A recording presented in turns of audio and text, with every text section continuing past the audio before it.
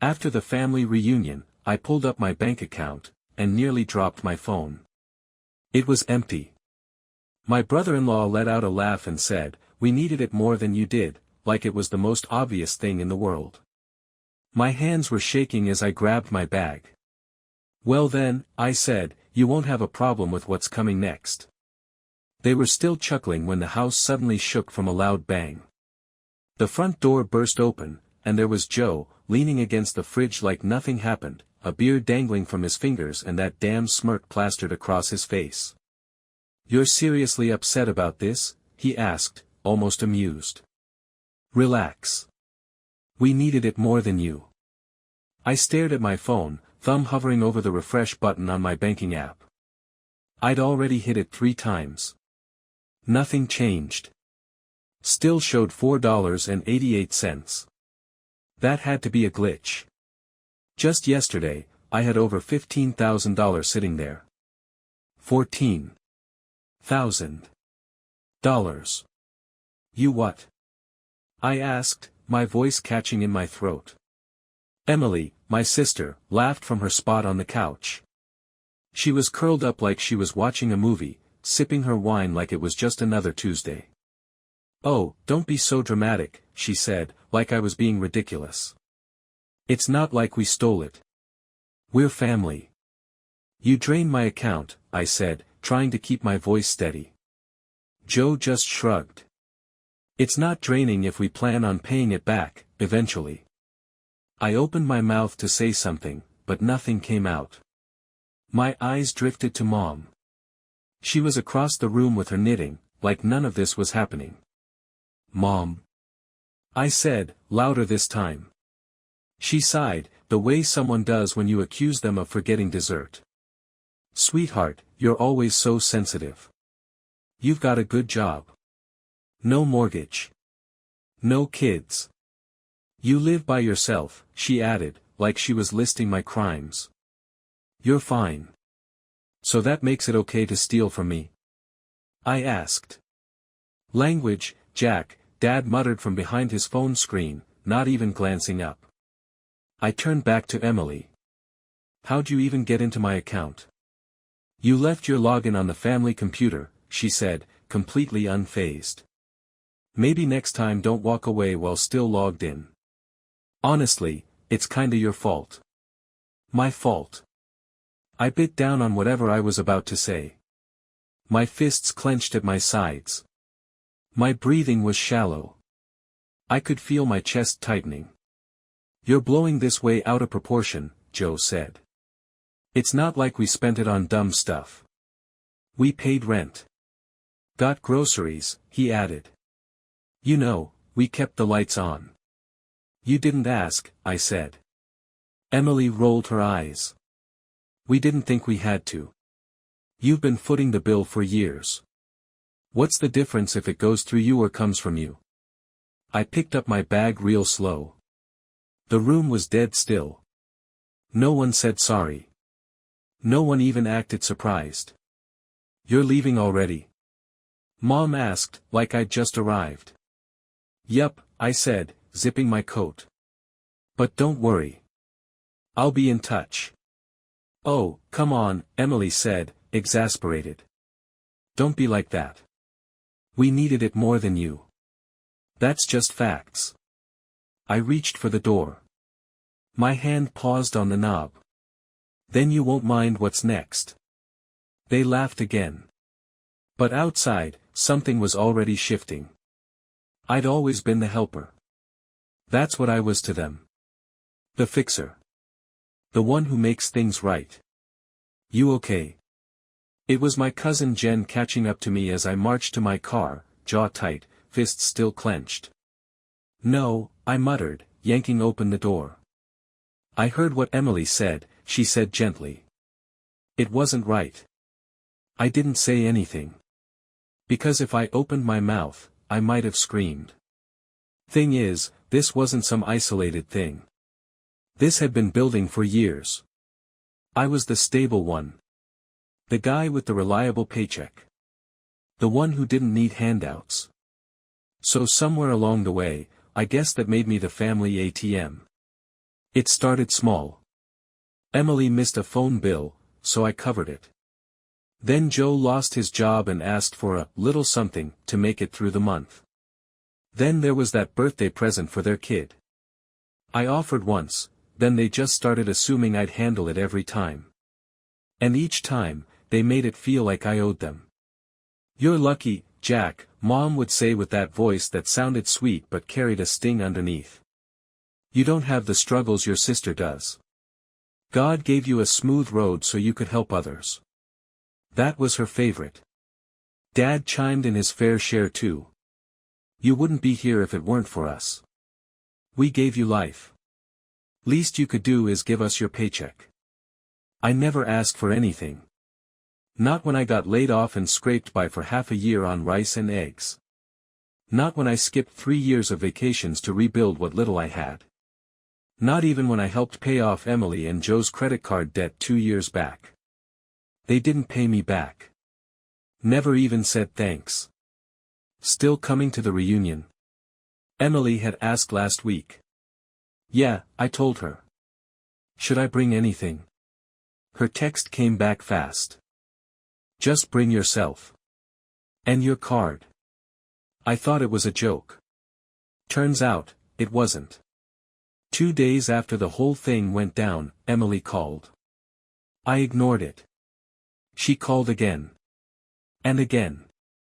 Then Joe sent a message. "Just call her, man. She's freaking out." I finally picked up on the 5th try. "Jack," she said, her voice all shaky now. "We've got a problem." "Oh, we do?" I said, flat. "Come on, don't be like that." "Something happened." I waited. She kept going. "The power company came today. We're behind, like way behind. They're threatening to shut it off if we don't pay by Monday." I didn't say a word. "So?" she finally said. "So what?" I answered. "We need your help." I laughed. "Just a short, bitter little sound. You cleaned out my account, and now you want more." "It wasn't just for us," she snapped. "We helped Mom and Dad, too. Dad's car broke down last month, remember? No one told me. Because you always say no when it's not some huge emergency." "Emily," I said, my voice like a rock, "this isn't just messed up. It's illegal. You're being dramatic. It's family. You didn't even ask. We didn't think you'd mind. You've always helped. That's what you're for, right?" And there it was. That line stuck in my brain like a splinter. That's what you're for. That night, I couldn't sleep. I lay there staring at the ceiling, going over everything. Every little moment from the past 5 years. The favors that piled up like clutter in a junk drawer. The quick transfers. The casual expectations. The way Mom always said, "You're the strong one." The way Emily's eyes rolled so hard they almost left her head if I even paused before saying, "Sure." They never really saw me, not as a son, not as a brother. Not even as a person, if I'm being honest. Just a reliable, refillable resource. 3 days later, Mom called. "We need to talk," she said. "No, how are you?" "No, I'm sorry. Not a word about the money. We're doing a family dinner tonight. Just us. Come over." My stomach twisted. "What's this actually about?" I asked. She sighed, like I was being difficult. "Jack, you've caused a lot of tension." "I caused tension." "Sure." Still, I went. Maybe part of me wanted answers. Maybe I just wanted to see if any of them would pretend to care. They didn't. Emily was already there when I walked in, arms folded like she'd been rehearsing an argument. Joe looked bored out of his mind. Mom clanged around in the kitchen. Dad sat flipping through the mail like I was a salesman at the door. "So," Emily said as I sat down. "Are we gonna act like adults or not?" That depends, I said. You ready to admit to felony theft? She rolled her eyes like I was the unreasonable one. God, you're so extra. It wasn't theft. It was family money. You always help, Joe added, like that was a solid legal defense. We needed it. You can afford it. So why the drama? Because I didn't give you permission, I said. You didn't say no either, Emily shot back. Because I didn't know. I raised my voice for the first time. Details, she muttered, brushing it off like I was being picky. I turned to Mom. And you? You're okay with all of this? She looked away. We all agreed. You've always been the one who could handle it. We didn't think we had to ask. We trusted you, Dad added. Trusted you to do what's right. I stood up, slow and steady. And what's right, huh? Letting you rob me blind while smiling to my face. Stop saying steal. Emily snapped. It was for the family. Then you won't mind when the family deals with the consequences. Joe's eyes narrowed. What the hell does that mean? I didn't answer. Not yet. When I walked in that night, it was like they were staging a sitcom dinner. Mom clinking dishes with too much force. Dad flipping channels like this was just another Thursday. Emily at the window, arms folded tight. Joe lounging at the table, grinning like this was about to be a roast and I was the punchline. Well, look who decided to show, Emily said. I dropped my bag by the door without a word. Let's just get this over with, I muttered. Good, Joe smirked. Maybe we can stop pretending you were robbed. I was robbed, I said, sitting down. That was the cue. Mom cleared her throat. Jack, we know you're upset. But, we were struggling. Emily and Joe were drowning. We didn't have options. And you, Dad added, you've always been the stable one. We knew we could count on you. You didn't ask, I said. You took. Emily groaned. You're being so dramatic. We didn't blow it on junk. We used it where it mattered. No, I said, reaching into my bag. I pulled out a spreadsheet and dropped it on the table. The paper smacked like a gavel. $1 for $73 on makeup, $910 on takeout, $2,400 to pay off a car loan, I said. Joe didn't think I'd check. He leaned forward, his expression hardening. You went through our accounts. Oh, I did more than that. I opened my laptop. Screen glowing. Color-coded charts. Every transfer, every charge. Labeled. Time-stamped. Cross-verified. I filed a fraud report. They responded. Emily's eyes went wide. You didn't. I did. You called the police, she shrieked. I turned to Mom. Still think this is just a family matter. This is insane. Dad snapped. You're going to put your own sister in jail. No. She put herself there. And then, 3 loud knocks. Knock knock knock. Emily went pale. Joe jolted upright. Mom dropped a plate. Dad stopped breathing. Open up, a voice called out. Financial Crimes Unit. Knock. Knock. Knock. Joe turned to me. Jack, tell me you're not serious. I opened the door. 3 agents stepped in. Dark jackets. Bold letters. One had a clipboard. Another, a tablet. The third scanned the room. You Jack Carver? Yes. Thank you for your cooperation. We'll take it from here. Mom gasped, hand over her mouth. Emily collapsed into a chair like her knees gave out. Joe just stood there, blank. One of the agents faced them. You are listed as parties of interest in an active investigation involving financial fraud and identity theft. Identity theft? Mom gasped. He's our son. The agent didn't blink. Family ties don't turn crime into kindness, ma'am. We didn't steal anything. Emily cried. We had a right. He always helped us. He always. Thinking you're entitled to someone else's money, the agent said calmly, doesn't make it yours. Please remain seated. I stepped back, out of their way. And for the first time in my life, no one talked over me. No one dismissed me. No one laughed. Mom turned, eyes wet, voice cracking. Jack, please.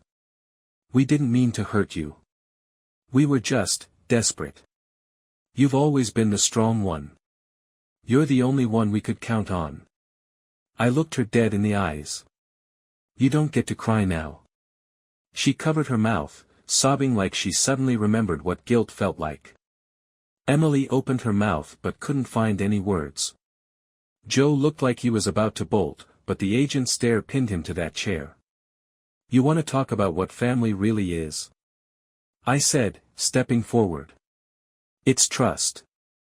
It's respect. It's asking, not assuming. It's showing up when it's hard, not just when you need something. It's not stealing. It's not laughing while you bleed someone dry. No one argued.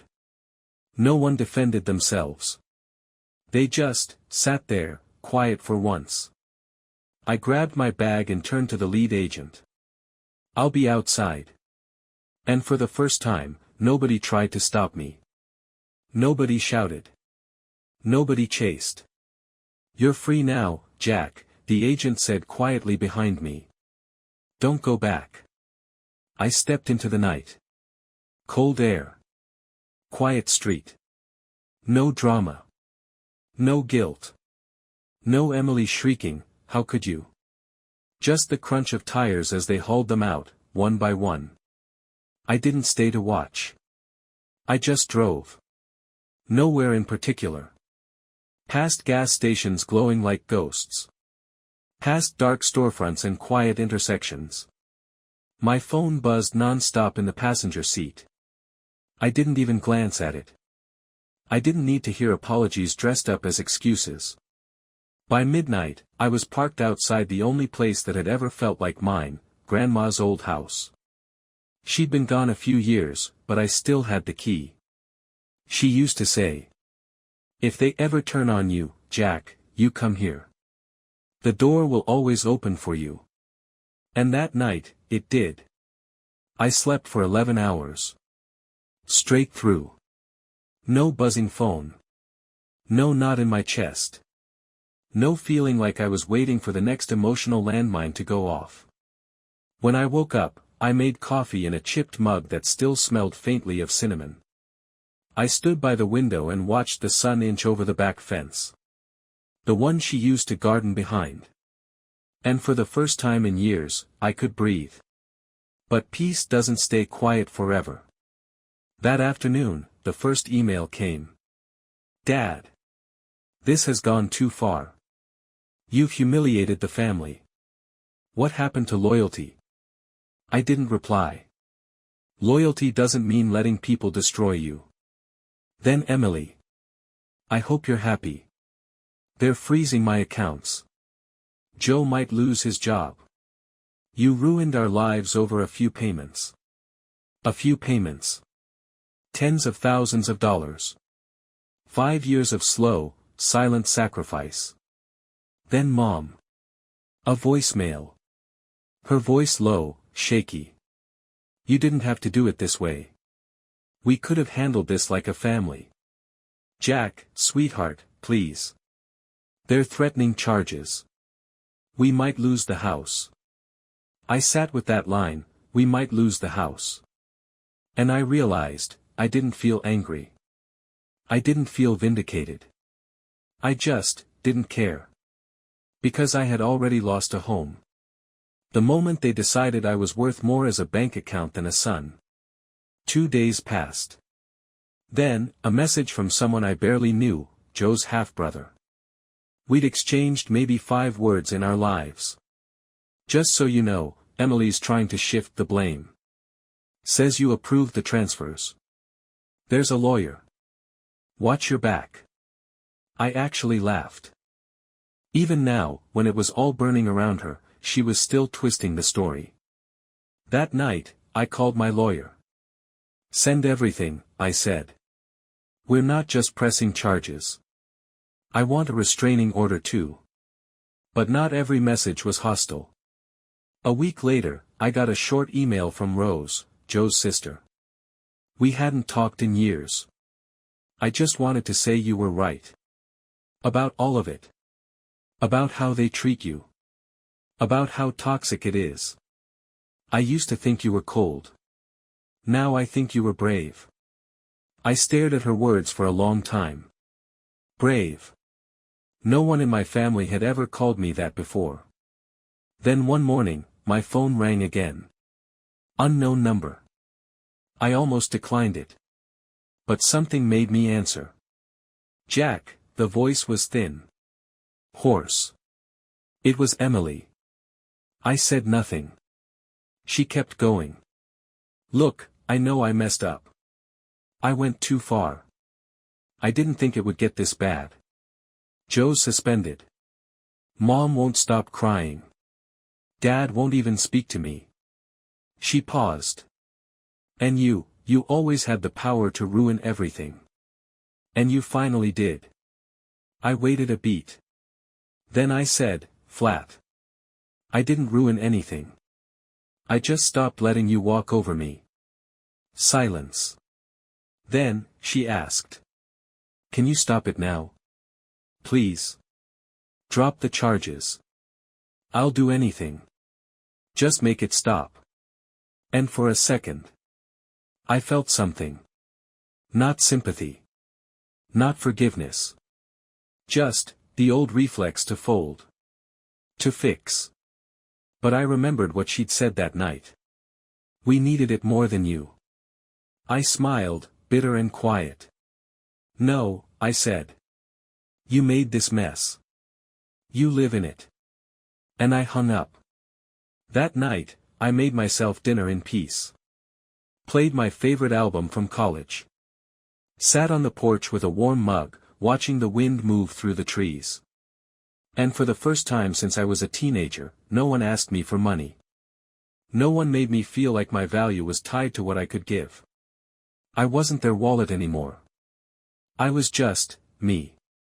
And for once, that was enough. I'm not your bank. I'm not your backup plan. I'm done. Funny how loud the drama was. And how quiet peace is. No one tells you that. You imagine peace will feel like fireworks. Like loud music or some grand celebration. But for me, peace sounded like no one asking me for money. No one calling me selfish. No long texts that started with, since you're the only one doing well. Just silence. Glorious, uninterrupted silence. It's been 3 months since the night I blew it all up. 3 months since agents walked through the front door and shattered the fantasy my family had been living in. They say you can't choose your family. Maybe that's true. But you can choose how much of yourself you're willing to lose trying to keep them happy. And I was done losing. The fallout came quick. Emily and Joe tried their version of cleanup first. A lawyer reached out to mine, offering a private settlement. No apology. No ownership. Just damage control. I told my lawyer. Let it burn. A week later, Mom sent a letter. 10 pages. Her handwriting was still neat, though it shook in places. She wrote about how things got out of hand, how they never meant to hurt me. She hoped I could see the bigger picture. We just assumed you'd always be there, she wrote. That's what good sons do. That line stuck with me. Because it said everything. Not, we were wrong. Not, you didn't deserve that. Just, You were supposed to stay quiet. Keep giving. I didn't write back. I didn't call. And for the first time in my life, I didn't feel guilty about it. I moved. New apartment. New state. No more surprise visits from Emily. No more random drop-ins from people who once remembered I existed only when bills came due. I changed my number. My boss noticed the shift, how focused I'd become. He offered me a promotion. I took it. It's funny how much better you perform at work when you're not secretly juggling your sister's car payments or your mom's overdue electric bill. I sleep better now. I eat better. I breathe better. Because I'm no longer carrying 4 people on my back who never once said thank you. Then one morning, a letter showed up. No return address. Inside, a check for $1,300 and a handwritten note. I left him. You were right. I was scared. But watching what you did gave me the courage to walk away too. This is for everything you paid for Jane, the tablet, the rent, the clothes. I know Joe never thanked you. But I am. Thank you for being the example I needed. Rose. I read it twice. Then I cried. Not from sadness. Not from pain. But because for the first time, someone in that family saw me. Not as a wallet. Not as a scapegoat. As a person. People sometimes ask if I regret it. And the answer is simple. No. I regret waiting so long. I regret the sleepless nights, the cancelled vacations, the years I lived on a tight budget while they dined out and posted family selfies with captions like #blessed. I regret shrinking myself so they could feel big. I regret staying quiet when I should have said, "You're crossing the line." But do I regret standing up? Burning it down? Never. My therapist once asked me, why did it take so long to say no? And I told her. Because I thought saying no meant I didn't love them. She nodded. Saying no is how you teach people to love you back. I've never forgotten that. A few days ago, I ran into someone from high school. She said, "Hey, I saw what happened with your family. That's wild." I braced for judgment. Instead, she smiled. "Good for you. Most people never get out." I thanked her. And walked away feeling a little taller. Emily and Joe are still under investigation. Last I heard, Joe lost his job. Emily's accounts are frozen. Mom's trying to refinance the house. Dad's blaming outside influence for tearing the family apart. They still don't get it. I didn't tear anything apart. I just stopped pretending the pieces were still whole. Sometimes I get flashbacks. That night. The table. Emily laughing as I stared at my bank account. Joe grinning like it was some kind of joke. Mom brushing it off. You don't need that money. But now. Now they know the truth. That money wasn't just money. It was my time. My health. My boundaries. And they crossed them for years like it cost them nothing. Now they pay the price. I don't celebrate their downfall. But I celebrate myself. For surviving it. For walking away. For not going back. Even when the silence felt lonely. Even when the guilt whispered like it used to. Because that's silence. That's freedom. So if you're reading this. If you've been the strong one, the responsible one, the good son or daughter who's expected to give and never ask for anything. Let me tell you what I wish someone told me. You don't have to set yourself on fire to keep others warm. You're allowed to stop. You're allowed to walk away. And when you do, you don't lose a family. You find yourself.